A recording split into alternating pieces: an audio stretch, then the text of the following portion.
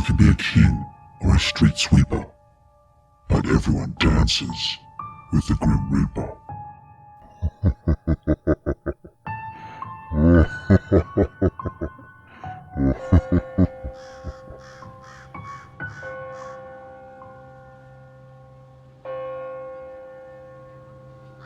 This happened about 5 months ago. At this point, I was temporarily crashing on my mother's couch until I could find financial stability. It was like any other night. I was passed out on the couch with the TV still on. I liked the noise. And my sister was still awake, doing what a night owl does.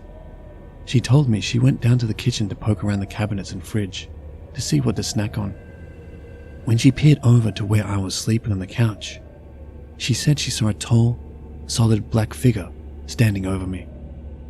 She said she was frozen, just staring at this black mass that reached to the heights of the ceiling. My mother's always had severe health issues that have only worsened over the years. This particular night, her heart rate was elevated as well as her blood pressure. She was pale, sluggish, and unable to hold any food down. In the middle of the night, around 3 a.m., her boyfriend insisted she needed to go to the hospital now rather than wait until later in the morning. When she got there, she was checked in right away due to the concern for her current state. After the doctors ran tests and did what they could do to stabilize her, they said she was lucky that she came in when she did. If she had come in at around 9 or 10 a.m., she likely would have died. Initially, my sister thought that the dark figure standing over my sleeping form was intended for me, but it was for my mother. The spot where the figure stood in the living room is directly underneath where my mother sleeps. This showed up just hours before she would have died. My sister saw death. Some people say that if you see death, you could potentially be in line to take that job in your afterlife. My sister is more than ecstatic to be in line to play that role.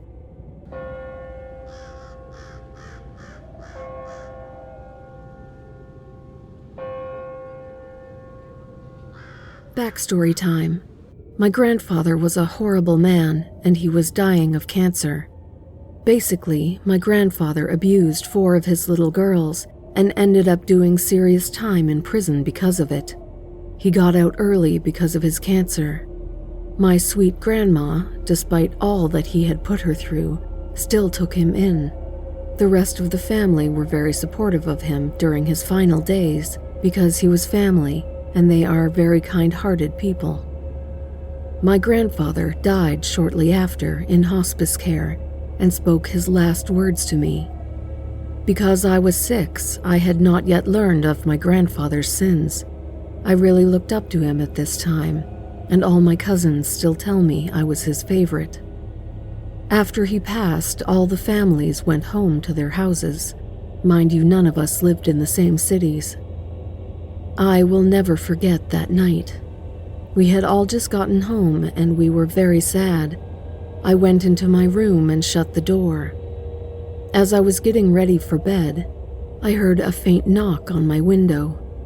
I peeked through the blinds and saw the Grim Reaper holding my grandfather's spirit by the back of the collar. I couldn't actually see my grandfather in physical form, but I just knew that's how he was being held. The Reaper looked exactly how you would imagine. His dark hood covered his face, leaving nothing but the glare of his dark reflective eyes peering out into my room. I also saw his Reaper hook, which looped over my grandfather's spirit. Mind you, I only looked out my window for maybe 3 seconds before screaming. The moment I screamed, all lights in my house flickered. I left my room, and my sister and parents met me in the hall. My mom's phone immediately started blowing up with her siblings asking if the lights in our house had just flickered too. Apparently, all 6 of my aunts and uncles had the lights flicker in their houses the moment I screamed. None of them had a physical experience like mine, though. I told my dad that Grandpa and a bad man were outside my window. He frantically searched outside, but saw no trace of anyone standing outside my window. I think about this experience a lot, especially after having a similar encounter after trying to communicate with my grandpa via Ouija board.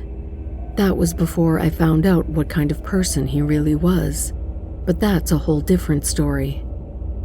I believe I was visited for a few different reasons. I've always been in tune with otherworldly beings. My grandpa's last words were to me, I was his favorite because I was a 6-year-old girl. Apparently that is the age he would molest his girls.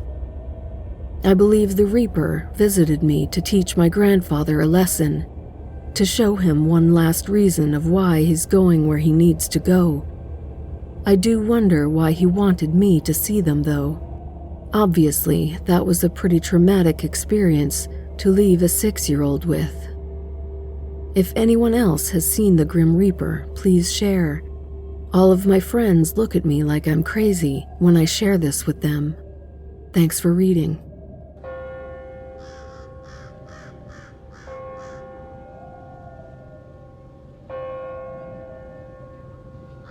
This happened 10 years ago, in the middle of winter. I found a lump on my larynx that was determined to be a tumor, and was admitted to hospital for roughly a week. It came at an awful point in my life, as I had just moved to the other side of the country, and my family couldn't visit me in hospital easily. Thankfully, I had the support of my girlfriend at the time, but this story has nothing to do with her. In the hospital, I shared a room with 2 other people. My bed was in the corner of the room. It seemed as if this room was used in the past for tuberculosis patients. There were toilets and baths there. Let me just explain a few things which will help the story flow. As you go through the entrance to the room, the first bed on the right-hand side belonged to a watermelon farmer. I will call him Mr. Watermelon in this story. On the other side of the room was a guy who snored all the time. He would be known as Mr. Snore. Mr. Snore had a window next to his bed, and I was opposite him. Mr. Watermelon's wife would occasionally bring watermelon to her husband when she visited, and he would share some with me. I never tasted fruit that good. Mr. Snore was annoying because he would just sleep all day, so we had to deal with him snoring. It was my 5th night in hospital when this happened. As usual, Mr. Snore was making his usual noise, making it very difficult for me to sleep. This guy used to sleep from lunchtime right through to the morning. I don't know how he did it. I just couldn't get to sleep that night. Then, suddenly the door to our ward slowly creaked open. It was at the end of the hall. I wondered at the time if this was some sort of night patrol. The strange thing was that the footfall didn't sound like the footsteps of the nurses I had gotten used to. I felt a sense of discomfort. I tried to place the sound by shutting my eyes and trying to focus on it. I guessed that whoever had entered the ward had leather shoes on. They sounded as if they were walking very slowly too. Was this a doctor? I sensed that whoever it was had now entered the room. I looked through the gap in the curtains, expecting to see a hospital employee, but I saw something different.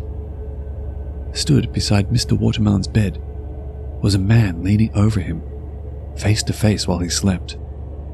He loomed over him and glared at him. He was unmoving, frozen like a statue. I couldn't believe what I was seeing. It was as if he was studying the sleeping watermelon farmer with such scrutiny. He looked to be a middle-aged man, not too different from the everyday office worker you might pass on the street. He was wearing a black suit, white shirt, black tie and black slacks. He looked so ordinary that you might even have sat opposite him on a train journey. He might have sat behind you in the cinema.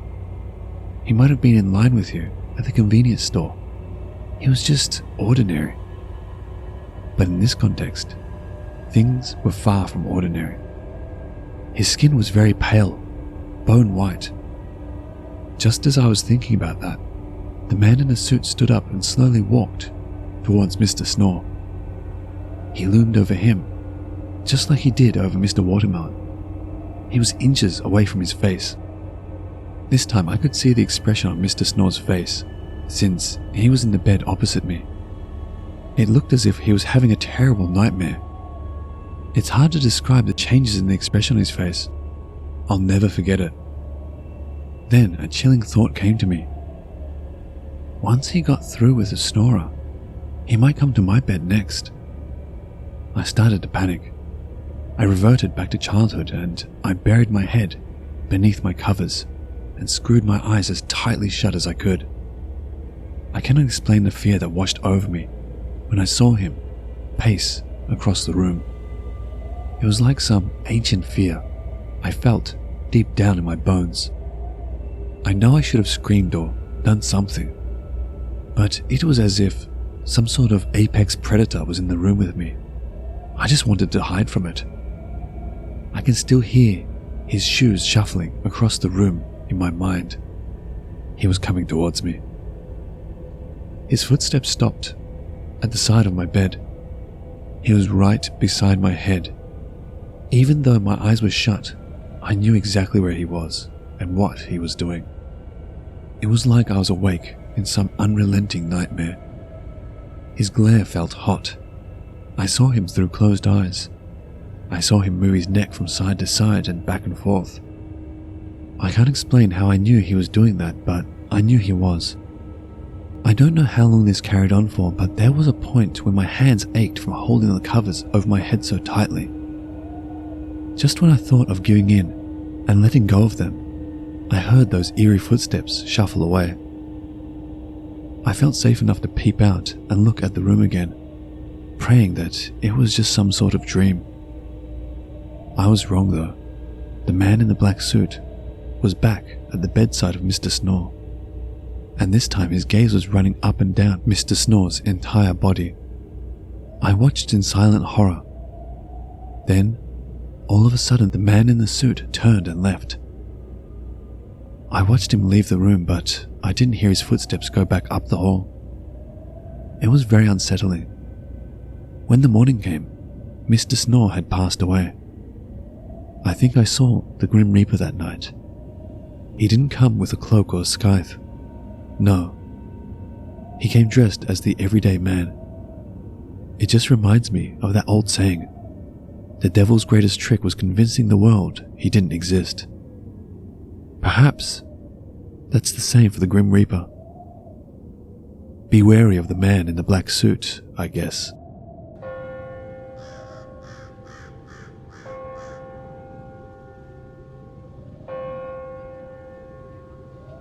So apologies for bad English. I'm not a native speaker. So this happened a few years ago, and I still couldn't explain it. I have my fair share with the supernatural, but this one takes the cake. I'm a college student who is living alone in my small apartment. One night, I was woken up by a sound, and I looked to the side of the bed, and there is this figure watching me. If I have to describe what it looks like a silhouette of a hooded man. It's not black, but rather there's an absence of color, of where its body should be, if that makes any sense. Like light just curves around it. But then it talks. But what's more scary than its deep voice is that it talks in Arabic. I'm from Asia and only know a few words in Arabic, such as thank you and how are you. But despite that, I understand what it is saying. I remember thinking to myself, how can I understand a language that I don't speak very clearly? What it was essentially saying was there was someone who wants to meet me, and from behind the figure emerged a 20-something woman wearing a flower-patterned dress. She looked at me and smiled with the most sincere smile that I have ever seen. She talked to me, this time using my mother tongue, and told me to take care of my mother and my family, and basically giving me advice to be good. All the while, this hooded figure was just standing behind her. After she said her piece, she walked towards the figure, turned her back on me, and faded away. Then, the figure was about to do the same. It turned its back, but before it faded, it laughed with this huge bassy voice and said, in Arabic, which I still can't understand, "Don't do anything stupid." And then it faded away too. After the encounter, I guess I passed out, because the next thing I knew was that I woke up, and it's already morning. My mom called me, letting me know that my great-aunt had passed away. At her funeral, I saw a photograph of her when she was still young, and you guessed it, she was wearing a flower-patterned dress in the picture. I know this sounds like a fake story, and I sound like a crazy person, but trust me, this story is real. I never tell anyone because I'm afraid they wouldn't believe me, but I thought you would appreciate my experience, and I also would like to know if something similar has ever happened to anyone else. Surely I am not the only one, right?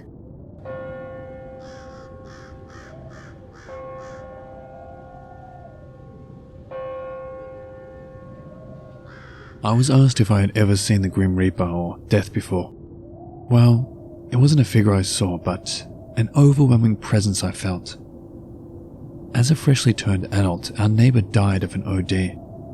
I remember sitting in the room watching the early morning news and having coffee. Then, I don't know, the air felt different, heavy almost. It seemed to be seeping in front of the house area. So I got up to look through the peephole to see if I could spot anything wrong. As I made my way over to the door, it was like the background noise of the world turned low and tuned out. Like a muffled mute, if you will. At the same time though, whatever noises I could hear through the door seemed to heighten and come in with clear focus, like I was meant to take in the moment. I sat there, quietly watching the scene unfold before me. I saw my neighbor looking unwell and talking on the phone. He was in and out of his place while looking for something, or someone to show. His girlfriend was pleading with him over something. After about 10 minutes, some EMTs knocked on his door, and sweaty and out of breath looking, he answered and let them in. They closed the door. Now, this entire time, that heavy feeling grew more intense and kind of static, and I realized what was happening before I actually knew it. I also knew that there was nothing I could do. I was somehow just meant to watch and understand. I don't quite know. But I felt like I was singled out for that moment as an observer. By this time, my parents took notice that I was glued to the door. They tried talking to me, but I couldn't really hear them. I just replied in a hushed tone that something was wrong next door, and the paramedics were there. Then I could hear the static and messages on their radios through the closed door across the way, asking for help from more units. The presence was incredible by that point. Everything felt cold, like a brisk fog. Everything was perfectly clear. It wrapped around me, gluing me to the spot, and a sense of suspense grew. A few seconds later, the door opened and there was my neighbor, lying on his living room floor, as one of the paramedics rushed outside to meet with the others, and another one stood pacing the entry. They were scattered and all over the place, yet I could clearly hear important parts of their conversations, like how the girlfriend locked herself in the bathroom, his current condition, suspected drug use, needing assistance from the police, fear of possible evidence loss, difficulty of lifting him for the transportation, and so on.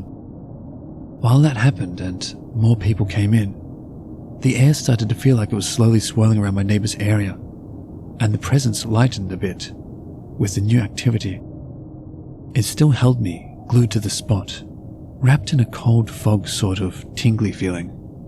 More people rushed in and out, and I could hear them talking about the losing battle. Then suddenly, the weight in the air lifted. Just a few seconds after that, someone rushed in with a defibrillator, and they quickly started to set up. At that moment, I said out loud, "He's already dead."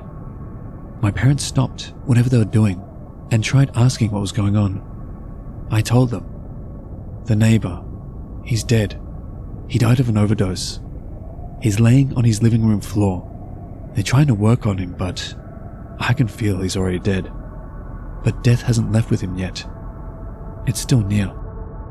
That effectively freaked my parents out, but I wasn't paying much attention to them. I continued to watch and listen as the scene unfolded. The air seemed to pick up speed with the swirling feeling as the police showed up, got updated on the situation, tried talking to the girlfriend through the bathroom door, heard flushing, threatened to break down the door, threatened to break it down if she didn't come out to speak with them. And then finally, the young man who brought in the defibrillator walked out with it while a grim expression was plastered on his face. Finally, they brought the body bag. As they were wrapping him up, I could feel the two of them there. I wanted to say it was my neighbor's spirit in death, but I can't say for certain. It felt like they were standing there, watching the scene unfold before I picked up on what felt like reluctance and defeat, followed by a, yeah, let's go, sort of feeling. It's hard to put into words, to be honest. In that moment of acceptance, I could feel the heavy air suddenly suck and pull back into my neighbor's area and just disappear. It was gone. No longer was I glued to the spot or able to hear what was going on. The sounds around me returned to normal, and my parents just sat there with the weirdest expressions on their faces. I felt dazed. My skin was ice cold to the touch, and I had goosebumps all over. It took me a few minutes to come out of it enough to tell them what I had seen and felt. It was truly surreal.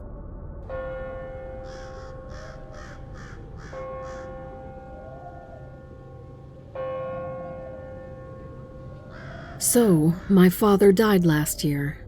Real icebreaker, right? But it's okay. I'm just here to share the story and ask a few questions. My father claimed to have seen the Grim Reaper with his horses a few days before he died. He was very sick. Have you or do you know people who have seen the Grim Reaper? Did the person in question survive? He wasn't dramatically religious. He was pretty old though. You know, those old people with the Christian belief, but doesn't go to church. Although he did believe in spirits, that maybe something paranormal might be out there, but not anything we will ever know of. Another note I want to give is that my mother's side of the family is extremely spiritual. For example, my great-grandmother once told people the exact date and time her daughter, my grandma, was going to be buried. When she did get buried, years after my great-grandmother had passed, the date and time was right. Also, my mother feels pain in her shoulder when there is about to be a storm. Just small weird things, you know? My father's side also had some spiritual stuff. When we moved houses, my father told the workers to not move a very special, quite old painting from the attic. Well, of course they did anyways, and stuff started moving and falling down. They put the painting back and it stopped. When the ambulance came and took my dad away, it felt heavy. He was still alive and could speak, but he was so pale. It has been many times the ambulance had to come get him over the years, and I was used to it. Most of the time it was because he was quite drunk. Sometimes I even laughed about it because it was just so stupid. But this time, I knew he was going to die. Odd feeling. It was just a heavy feeling. People tried to talk to me, but I didn't hear. I wanted to say bye to him, but I was just standing there, silent, watching the paramedics put him in the ambulance, putting his fancy shoes on, since he had requested it, driving away. It was an extremely weird experience. I can only describe it as death was floating around him. I just knew he wasn't going to survive. When the doctors told us he was going into surgery, I already knew he wasn't going to survive the surgery. The phone call came in the morning, and I just knew he was dead. When my mother later explained to me that he said he had seen the Grim Reaper with the horses just a few days before, I got quite scared, but curious. Overall, I don't get scared about things that easily, but the Grim Reaper have always been that one thing that always scared me. At the funeral, I had another experience. The priest who was there was an old friend of my parents. He knew them very well, and also knew about my father's issues with alcohol and being generally abusive. I sat in the front row, just listening to the priest giving his speech about my father. He said that my father had issues, but that he really loved me and my mom. And of course, I was pretty upset, crying and, funeral stuff. At the worst part of my crying session, it felt like I was getting lifted up from my seat. The world got dizzy, and I was floating, but it was oddly comforting. I told my friend about it afterwards, and she said it might have been my dad trying to comfort me, saying it's okay. Another note is that our family overall is filled with death, pain, sorrow, and is quite sad, actually. We have killers, pyromaniacs, suicides, and spiritual people. I've read that the Grim Reaper is actually a nice spirit and doesn't want to cause any harm. At the same time, it horrifies me, especially knowing the history about my family. So, what do you guys think? Do you have any similar encounters? I'm very curious. Thanks for reading. Edit. I just realized something else. Almost a year before he died, he told me about these strange dreams he was having.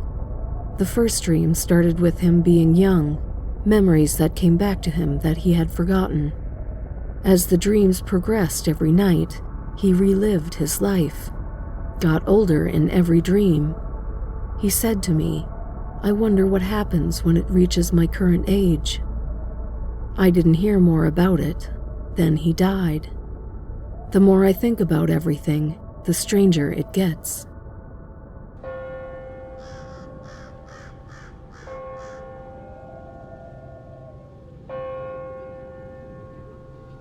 I was a CNA working third shift at an end-of-life senior care facility in Upper Michigan, near Lake Huron. The hours were usually quiet as everybody was in bed or heading there, and meals were over. The overnight job entailed lots of cleaning, mopping, dusting, and prepping for breakfast at 8 a.m., as well as answering night calls or being on death watch every 15 minutes. Those were the worst, as you knew death was soon. One resident was close but could linger for days, the doctor said. People said and did the oddest things at those last gasps too. Needless to say, it was not an easy job, but the pay sucked equally as well. Small-town blues for job prospects. Watching other people's family members die is not for the faint of heart. It's a constant reminder of life's worst parts and the limited time we have been given.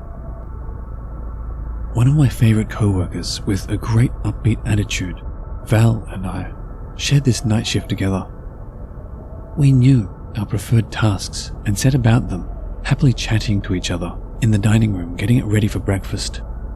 Val needed to use the one nearby employee toilet for an extended stay, so I proceeded to mop the opposite hallway, facing the nurse's station and bathroom where Val was. I mop backwards, pulling rather than pushing so I don't leave footprints. So naturally, I don't see where the carpet begins, and I need to dip my mop to turn my direction until my shoe heel hits the edge. I can mindlessly do this while looking around the hallway. I was in the process of dipping and squishing my mop when a form caught my eye in the hallway arch entrance to the doors leading to both the nurse's station and opposite the bathroom where Val was. I thought it was her return back to the floor, refreshed and unburdened of previous meals. Nope. What I saw gave me great, open-mouthed, silent scream pause. Peeking and stretching out across part of the hallway ceiling, maybe 15 feet long into the main taller hallway, where I stood frozen, was a dark, human shadow form, all smoky and eyeless.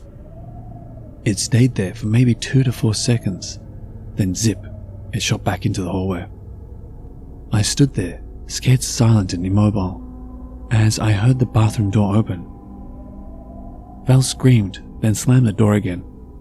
I heard her call my name through the closed door, and slowly crept to the hallway to see nothing there but the doors to the nurse's station. The bathroom and now the break room across from the utility closet where the cleaning supplies lived. The hallway was clear. I called Val's name from outside the door, knocking too. She asked, squeaking, "Is it gone?" I responded quietly, "Yes." "What did you see? Because I saw something. Get out here now. Don't leave me alone with that." Val came out and grabbed me in a hug so hard I knew she was scared. Val shook, saying that when she opened the bathroom door, she should have seen the nurse's station open door and part of the hallway wall. But what she saw blocked the door and most of the wall. It was huge, filled the wall and was smoke black. She didn't see a top or face shape to it, but it blocked her exit like a smoky haze, right against the door leaking in, so she slammed the door fast and screamed my name. We worked side by side the rest of our shift, never leaving each other's sight until it was time to leave. The morning shift supervisor wondered why we both clocked out, then bolted in a huge hurry that day. Val told her about it later in a text message, saying she was taking a day off. Not sure if it was a Reaper we saw, but right after we clocked out, a resident died, 5 minutes later.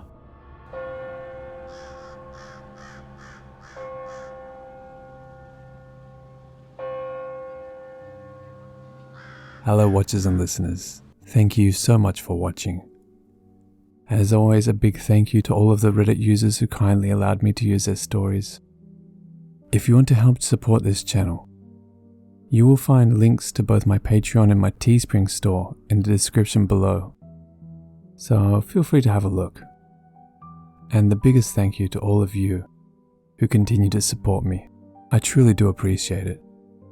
And remember, Papa loves you.